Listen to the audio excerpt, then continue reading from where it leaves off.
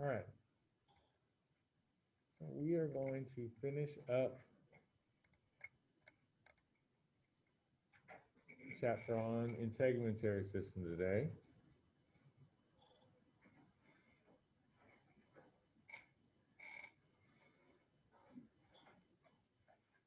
All right.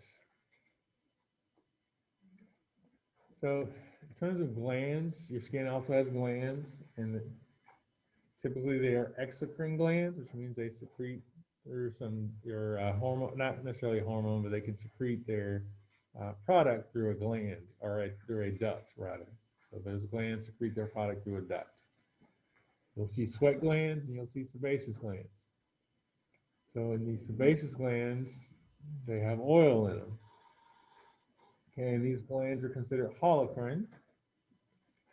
Okay, and so they release their sebum, which is oily and waxy, into what we call lumen. That's in the fancy word for a passageway. And then that goes into a hair follicle. Well, what's sebum? Well, sebum is substance. It's made up of some different materials like electrolytes. It also has proteins, has cholesterol, has triglycerides. Right? We've learned about some of those biomolecules, and we also learned about electrolytes. Serves as a lubricant for the skin, prevents bacterial growth. Okay, it also serves as a lubricant for the hair shaft, and particularly the keratin in the hair shaft. It also provides some protection. Okay, treats the skin. Okay, now, we typically do a lot of things in our culture because we want to clean our hair, but the challenge with that sometimes is that those products can sometimes remove the oily coating that you get from your sebaceous glands.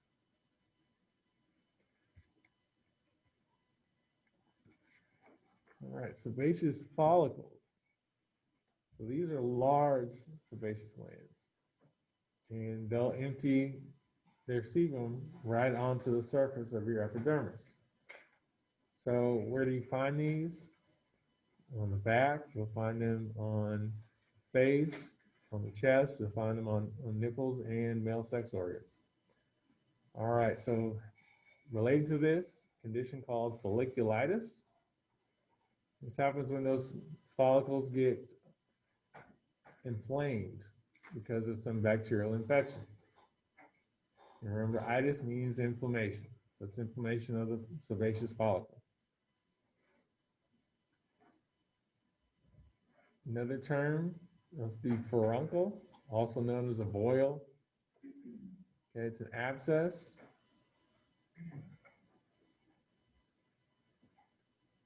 And I get pus there, and it gets, it's a result of sebaceous glands that get blocked. Okay, so it kind of builds up.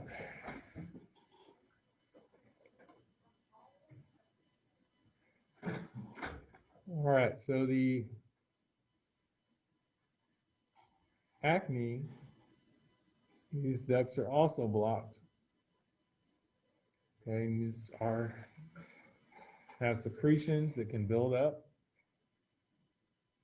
Okay, then cause inflammation. It can also cause pimples.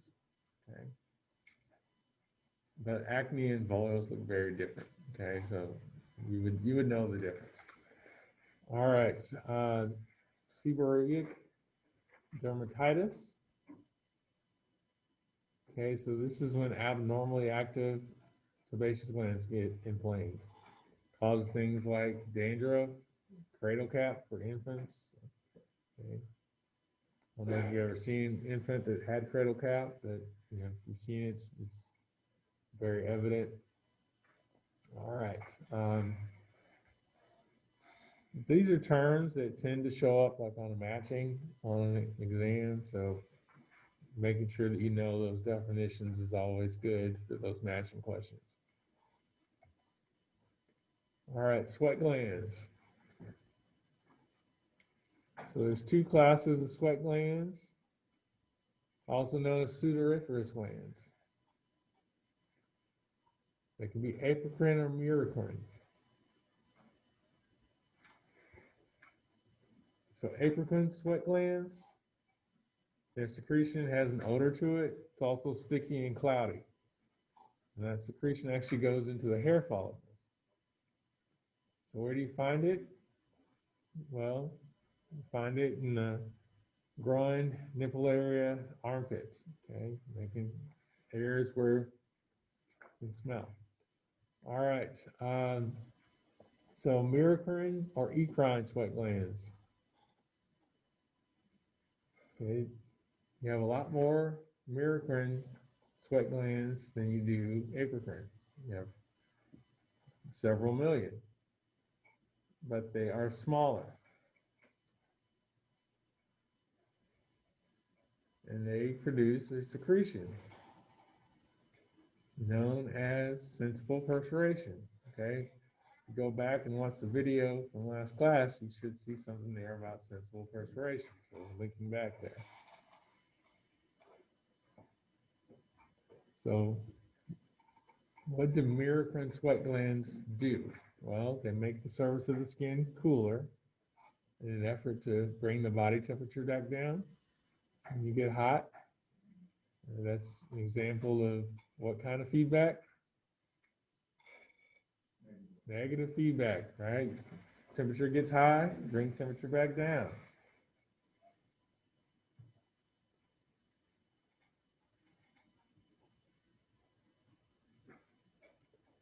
So you're releasing or excreting electrolytes in water.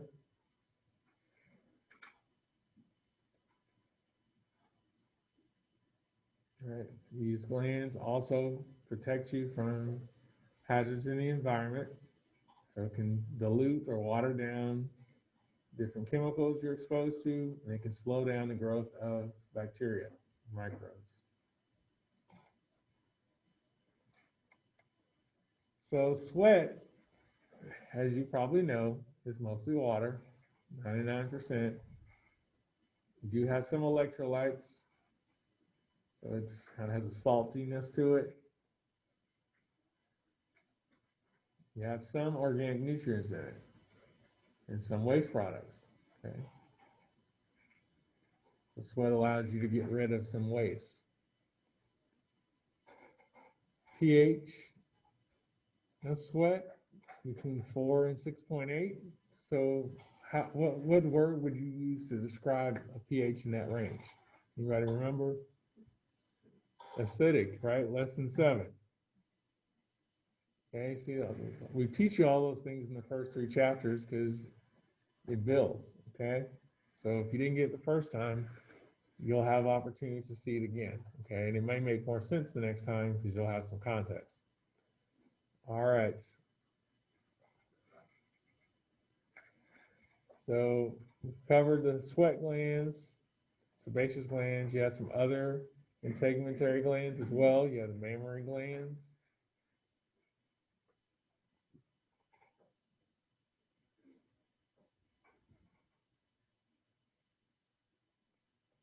All right, so, and they are anatomically related to apocrine sweat glands.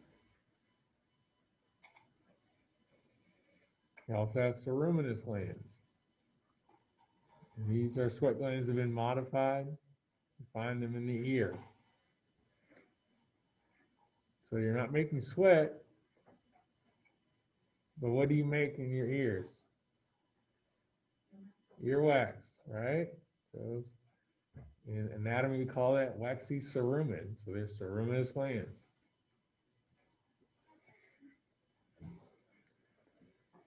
And what does earwax do other than, just being this waxy thing that people try to get out of their ears? It actually helps to trap particles, okay? Small insects. Keep them from going into your ears.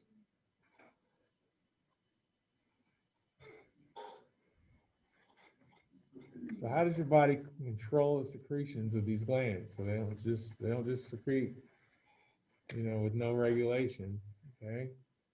They're controlled by something called the autonomic nervous system. Okay, and when we get toward the end of the course, you'll learn a lot more about the autonomic nervous system. Okay. And if one of these types of glands gets turned on, they all get turned on because they're all getting the same signal.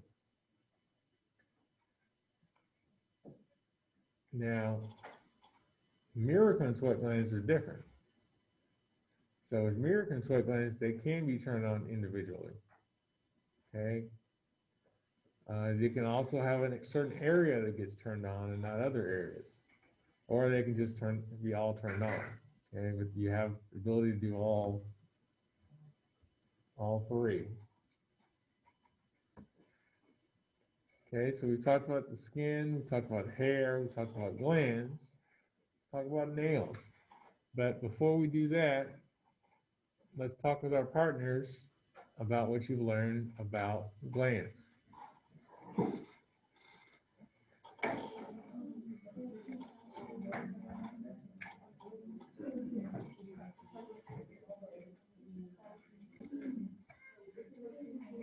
All right, so let's come back and talk about nails. So as you know, here are the nails form on the tips of the fingers and toes, right? What do? They provide some protection for the parts of your fingers and toes that are exposed. Okay.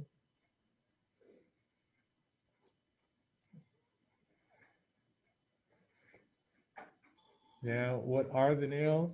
They're actually composed of dead cells that are tightly packed together or compressed and have a lot of keratin in them.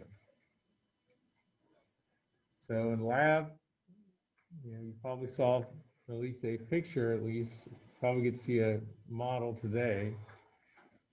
It covers the nail bed.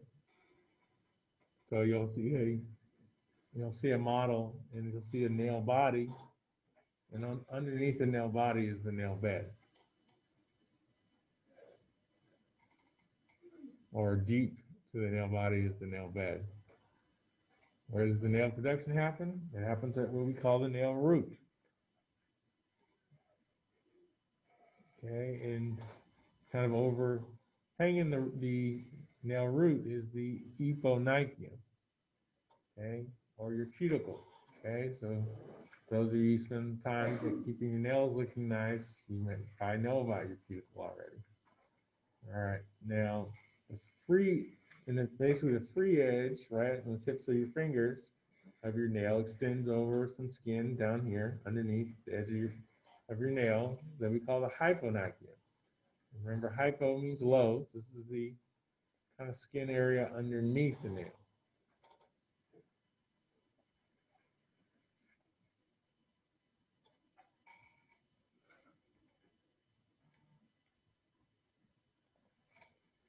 All right. Let's talk about local control.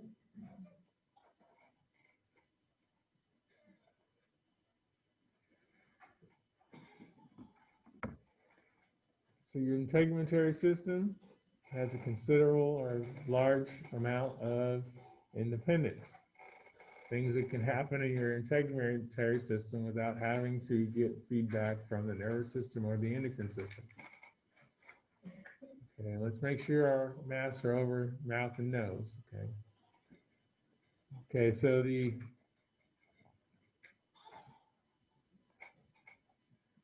related to this, you have calluses. And so if your skin gets exposed to some sort of mechanical stress, something gets, rubbing against it or something like that, or scratched against it, your stratum germinativum, remember that layer of your epidermis, will divide and make more layers of epithelium. Okay, it doesn't have to talk to the nervous system or the endocrine system to start doing that. Okay. All right. So on your exam, I know you've got some questions about steps of injury and repair. All right. So let's talk a little bit about that. There's a potential essay question having to do with that. All right, so the skin can regenerate effectively when there's been serious damage. So the cells in the epidermis are replaced by your germinative cells in the stratum germinativum or stratum basale that start dividing and moving those cells up. Your dermis, the cells in your dermis are replaced by what we call mesenchymal cell division. And if you remember from lab, mesenchymal cells are sort of a developmental connective tissue cell. Okay, but they can give rise to other types of cells because they're, very much like stem cells. All right, so what are the steps of injury and repair? You start with some bleeding at the site of injury. That's your inflammatory response. All right, so you get rush of blood flow, probably some redness, okay, maybe some increase in temperature, and you start forming a scab over that site, which is basically a blood clot. And that clot serves to keep microorganisms out.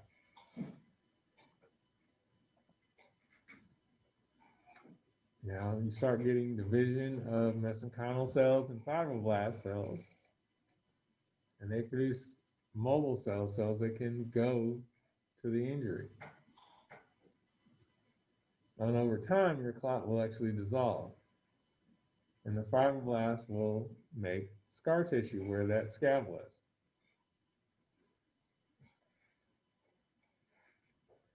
Now, when you have lots of capillaries, along with your blood clot and your fibroblast, you have what we call granulation tissue.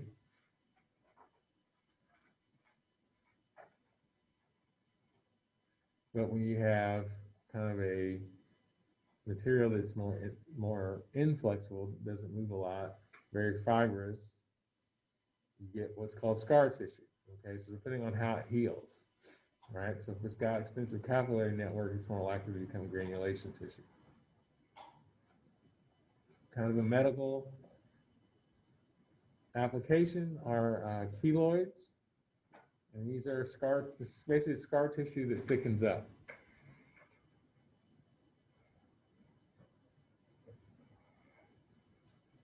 And it's covered by basically an epidermal surface that's very smooth and shiny. All right, sometimes you'll see this on people that get,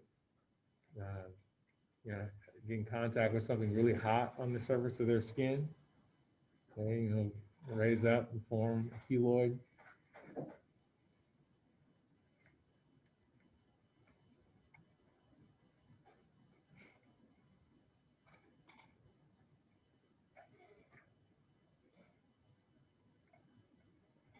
All right, so how does aging affect the integumentary system?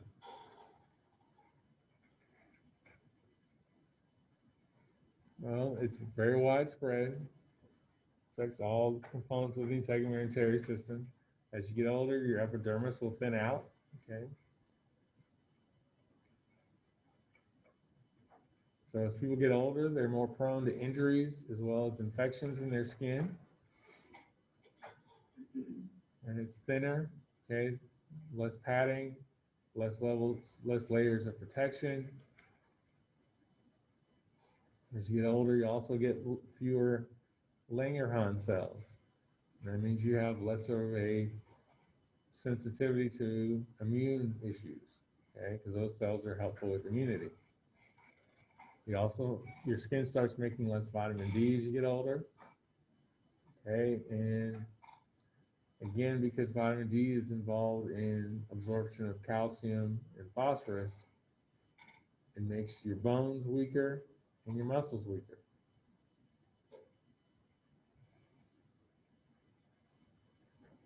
You also get declining melanocyte activity. So that means people are going to be more sensitive when they go out in the sun. Can get more sunburns.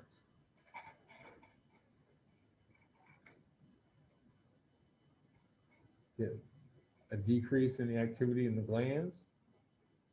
So people who are older sometimes can get overheated because their bodies can't get rid of the heat.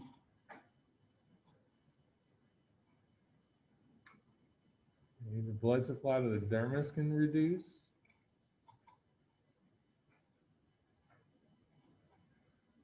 Hair follicles can stop working. Hairs can get thinner.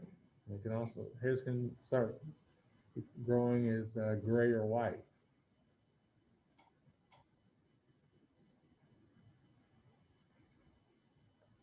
So the dermis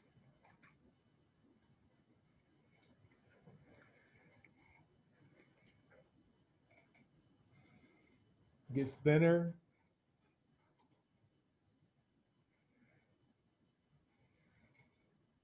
You get a decreasing size of your elastic fiber network.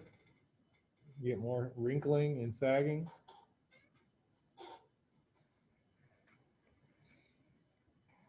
All right, so then you get change in body fat distribution, change in secondary sex characteristics in the hair. Okay. It gets more difficult to repair your skin. You can get more skin infections. Now, the integumentary system is also not disconnected from the other organ systems. So sometimes if you have issues with your integumentary system, it affects other systems, and sometimes problems in other systems can affect the integumentary system. Okay. All right, so that is the integumentary system. All right.